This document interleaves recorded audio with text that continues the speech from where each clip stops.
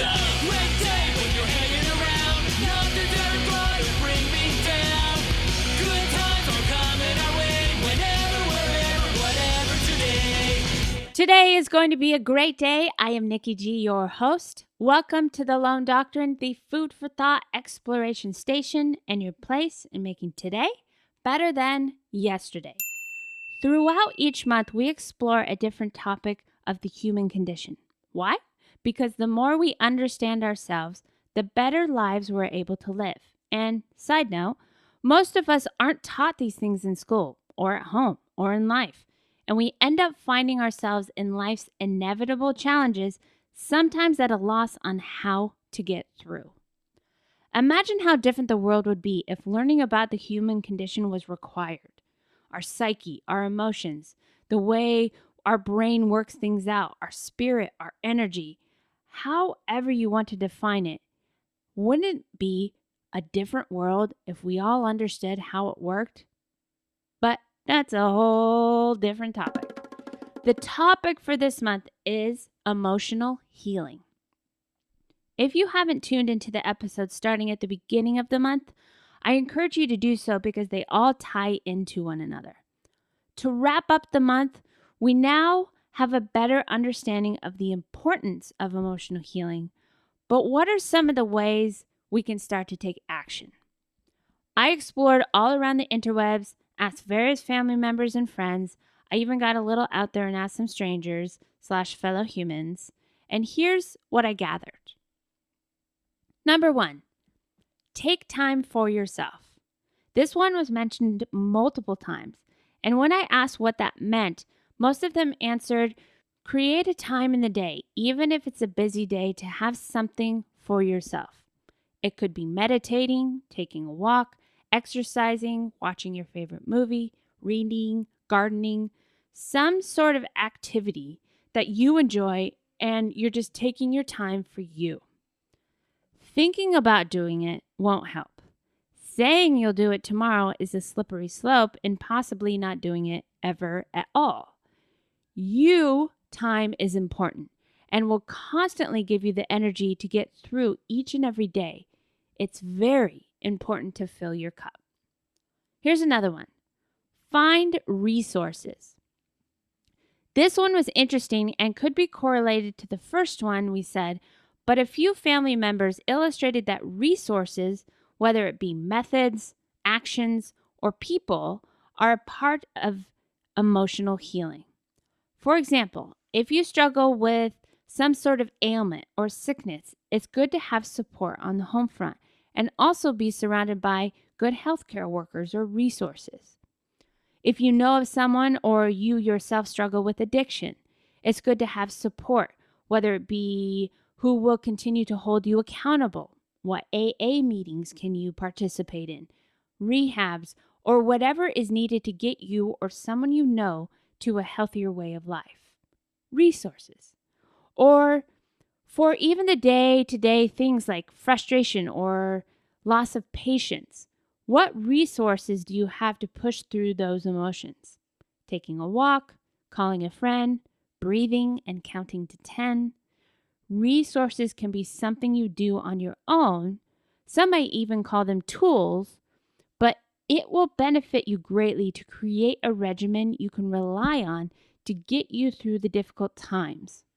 Here's another one. Identify your feelings. Sometimes not knowing what we're feeling can lead us down a spiral that adds on unnecessary emotions, basically putting us through twice, if not 3 times the work.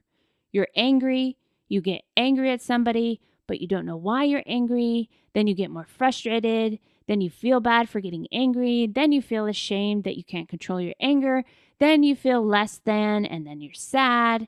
It's a stacking of emotions. But when we're able to quickly identify how we're feeling, then we can address the matter at hand. Not all the chaos surrounding the inability to, what I like to call, getting to the root. Once you begin to experience your feelings, the next step is to put words on those feelings. Name your emotions. This can be harder than it sounds, and it's really common to hear people just say, I'm upset. Upset is not an emotion and is usually either sadness, fear, or anger. According to a very famous psychologist, we have 10 basic emotions. Love, passion, caring, affection, attraction, warmth. Sadness, blue mood, despair, grief, feeling down, hurt, disappointed. Fear, anxiety, nervousness, panic, terror, shock.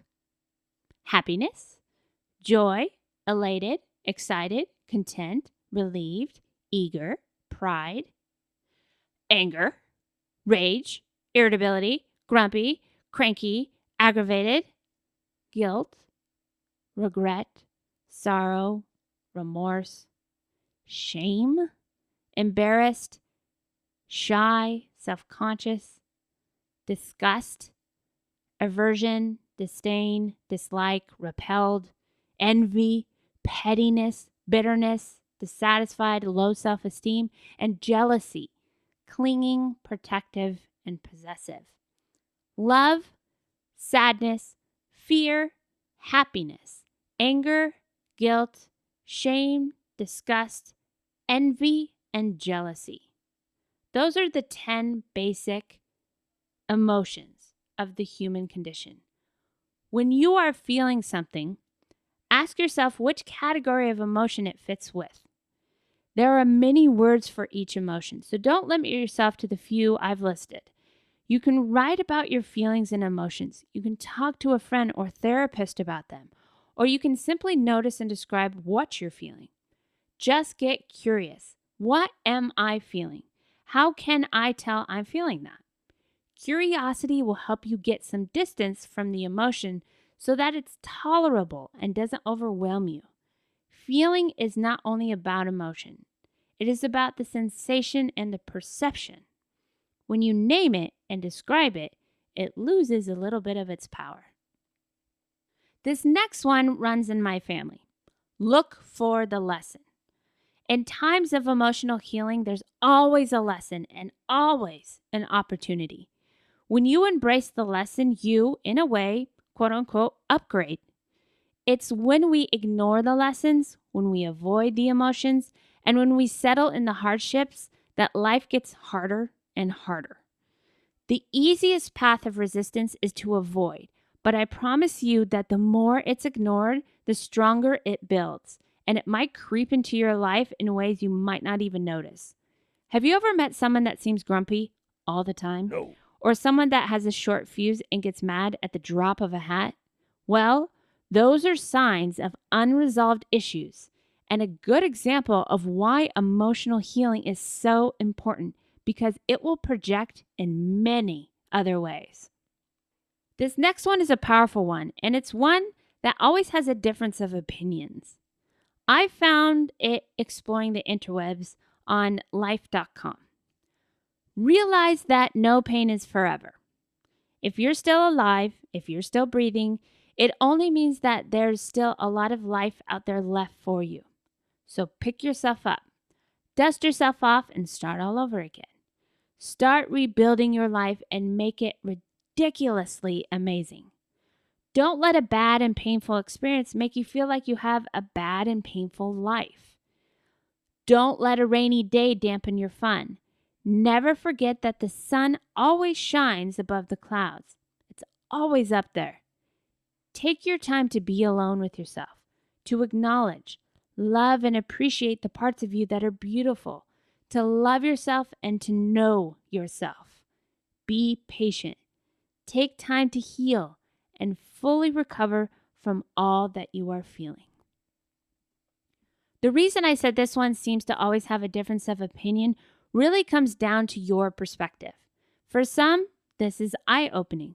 You're here, you're breathing, and you're living, so make the best of this one and only life. And then others might say, easy for you to say, you're not fighting a deadly disease, you're not riddled with ailments, you haven't gotten into an accident, you're not buried in debt. The list can go on and on. It's not to say that with a more positive outlook, everything will be perfect. But I can say I've known someone, I've been someone, facing those hardships of life, and every person has made the choice, including myself, to make life better. My grandma handled her cancer with more grace than I can explain.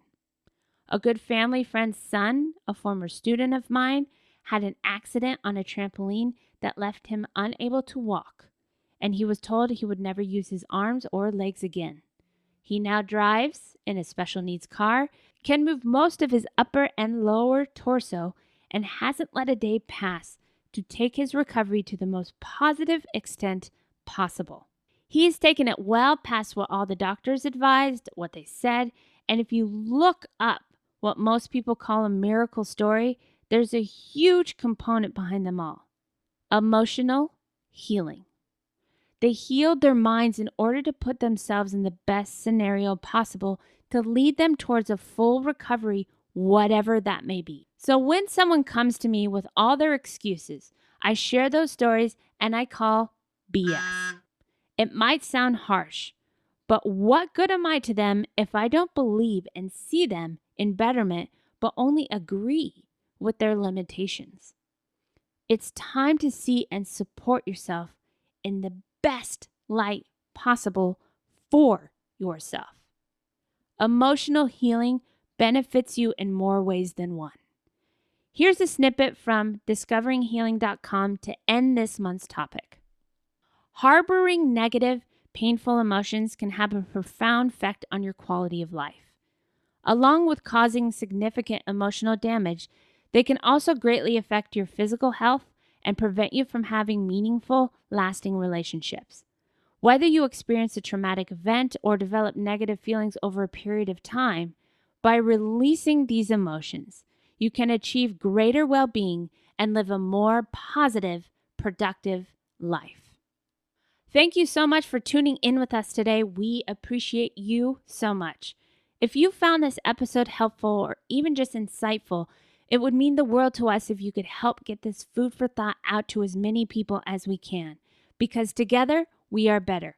Or if we could have a few seconds of your time, we'd love to hear your thoughts. You can leave us a review on Apple Podcasts, which in turn actually helps us show up in the search engines so others in need can find us. We hope to hear from you, and until next time, keep fighting the good fight.